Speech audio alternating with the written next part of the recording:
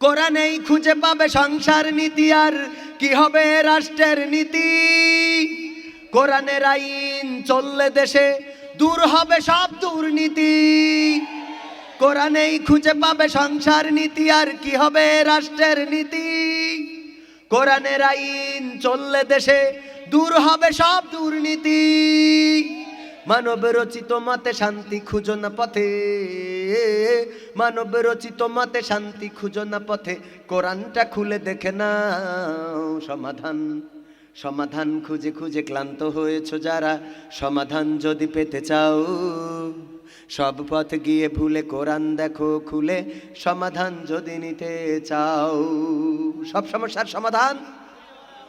আল্লাহর নবী বিদায় হজে যখন ১.৫ লক্ষ মানুষ একত্রিত হলেন, আল্লাহর নবী মুসলমানদেরকে ডাক দিলেন, বললেন, ও আমার মুসলমান ভাইয়েরা, ও আমার উম্মতেরা, শুনে নাও, তোমাদের মাঝে আগামী বছর আর দেখা নাও হতে পারে। তোমাদের সাথে আমি আশঙ্কা করছি আগামী বছর আর হয়তো বা দেখা হবে না। আমি তোমাদের জন্য 2টা জিনিস রেখে যাচ্ছি।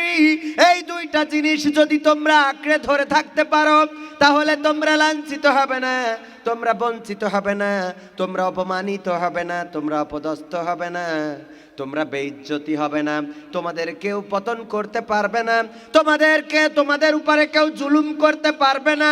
আল্লাহ রাব্বুল আলামিনের নবী বললেন, আর সেই 2টা জিনিস হলো আমার আল্লাহর দেওয়া কোরআন এবং আমি রাসূলের দেওয়া সুন্নাত। এইগুলো যদি আঁকড়ে ধরে থাকো, তাহলে তোমরা লাঞ্ছিত, বঞ্চিত, নির্যাতিত, নিষ্পেষিত হবে না। বলেন ঠিক কিনা? কিন্তু আমরা ভুলেছি কোরআন, ছেড়েছি কোরআন, ভুলেছি হাদিস, পড়ি না হাদিস, দেখি না হাদিস, জানি না হাদিস। আমাদের কাজ হলো শুধু জিজ্ঞাসা করা, হুজুর এইটা কোরআনে আছে কিনা, হুজুর এইটা হাদিসে আছে কিনা, হুজুর এইটা কিতাবে আছে কিনা, হুজুর আমি বউ তালাক দিয়ে ফেলাইছি, বলেন দেখি কোন ফতোয়া আছে কিনা। ঠিক কিনা? মালয়েশিয়ায় একবার ময়মনসিংহে বাড়ি আমাদের এক ফ্রেন্ড, ও গোলমাল করতে করতে ফোনে বোর তালাক দিয়েছে। বোর তালাক তো দিয়েছে, তালাকের সাথে 14 গোষ্ঠীর তালাক দিয়ে ফেলাইছে। আমি তো মোটামুটি মালয়েশিয়ায় ছোটখাটো হুজুর, কারণ ওইনে তো এরা আপনার মতো আল্লাহর ওলি পাওয়া যায় না, এত বড় দাড়িওয়ালা লোক কম। আমার মতো এই অল্প দাড়ি ওখানে মেলা মূল্য, কারণ দাড়িওয়ালারা তো বাংলাদেশেই চাইল তুলি খেয়ে বেড়ায় মোটামুটি। ঠিক কিনা? মাদ্রাসায় মাস্টারি করি, শিক্ষকতা করি, মানে আমার কথা আবার অন্যভাবে নিয়েন না, ইউটিউবার ভাইয়েরা আপনারা খেয়াল রেখেন। আবার এই কথায় একভাবে কই, মজা করি, ও নিয়ে আবার আর এক লাইনে ফেলাই, আছে না নাই? এই মাঝে মাঝে ওই অশান্তি সৃষ্টি করে। আমি ফোন কল করেছি ওই সেই নাসিরির বোর কাছে, এনে এই মানুষের একটা থাম্বল লাগাই দিয়েছে, আমার বউ কাছে যে এইটা কিটা তাই খাও। বেকায়দা অবস্থা না? এইটা কিটা তাই খাও। মালয়েশিয়ায় যারা আছে ছিল, অথবা আপনাদের যারা আছে জিজ্ঞেস করবেন, ওখানে কল দিলে যদি রিসিভ না করে, ফোন যদি কেউ রিসিভ না করে, ওখানে ওই মোবাইল কোম্পানির একটা মেয়ে মানুষ বসাইনো আছে কম্পিউটারে, ওই মেয়ে মানুষ রিসিভ করি কথা কয় হ্যালো, মানে ও অটোমেটিক রেকর্ডিং চাপানো আছে, সে কথা বলে। এটা যাদের মালয়েশিয়ায় ফ্রেন্ড আছে অথবা ছেলে আছে, আত্মীয় আছে, কল দিলে বুঝবেন। এবং এটা ডিজি ওখানকার 016-এর যে নাম্বার, এই নাম্বারগুলোতে এই কাজটা বেশি হয়। কল দিলেন, রিসিভ করলো না, তো কম্পিউটার রিসিভ করে মেয়ে মানুষে কথা বলে। আমাদের পাবনার একজনের ওই বউ কল দিয়েছে, দেওয়ার পরে ওই মেয়ে মানুষ ফোন করি হ্যালো কই মালাই ভাষায় কিছু কথা বলিছে, ও মনে করিছে আমার বরতালি হয়ে গেছে, ওখানে ঝাড়ি দিয়েছে। এখন ও বারবার বলছে যে এ আমার দোষ না, কম্পিউটারের দোষ। কোনোভাবে বিশ্বাস করে না। আমার বলতেছে, তার নাম ছিল নবাব, বলছে কবির ভাই আপনি আমার একটু আমার বউটা একটু রাখার ব্যবস্থা করে দেন। কে কি হয়েছে? কচ্ছে ওই কম্পিউটারে রিসিভ করি মেয়ে মানুষের কথা কইছে, ও কয় এইটা তোমার ওখানকার বউ। তো কি করতে হবে? বলছে আপনি তো একটু হুজুর মানুষ, আপনি একটু বললি মনে হয় বিশ্বাস করবেন।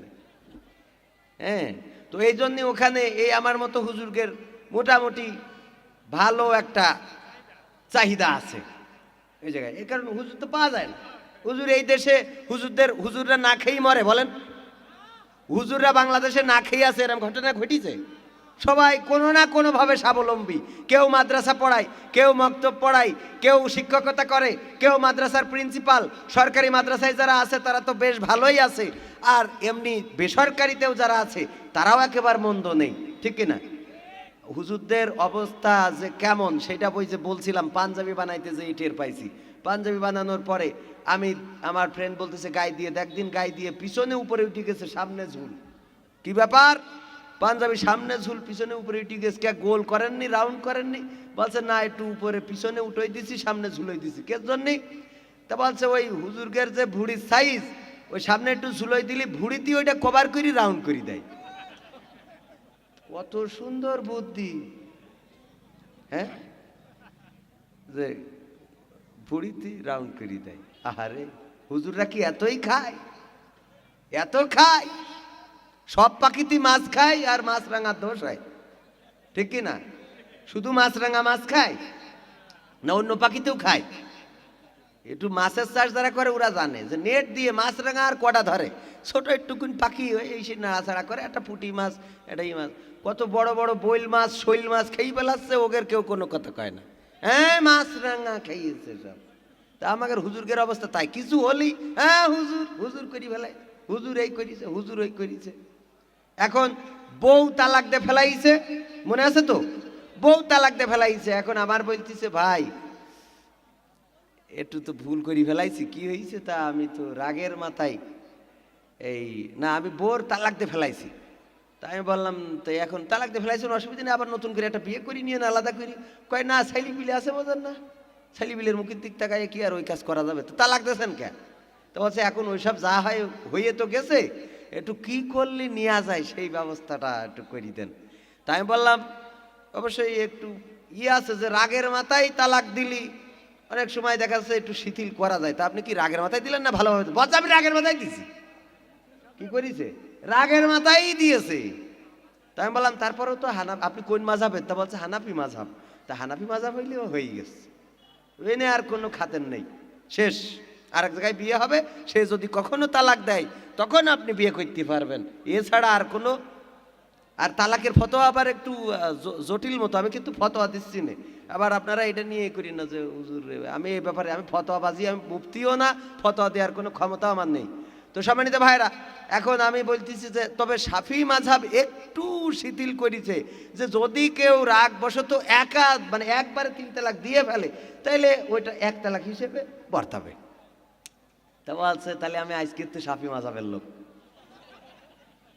তাহলে আজকের তে শাফি মাযহাবের লোক, মানে বউ তো ঘরে তুলতে হবে, যেভাবেই হোক, যে পালি হোক, যে কায়দাই হোক, বউ ঘরে তুলাই লাগবে। আহারে কত ভালোবাসে বোর। আর আমাদের এই মা বোনিরা বুঝতে চায় না যে পুরুষেরা কত ভালোবাসে, ঠিক কিনা?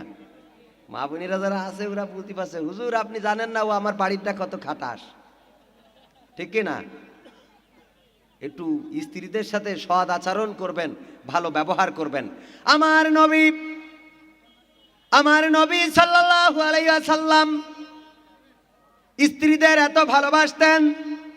আয়েশা রাদিয়াল্লাহু তাআলা আনহাকে বললেন, আয়েশা চাঁদনি রাত, চলো আমরা একটু দৌড় দিই।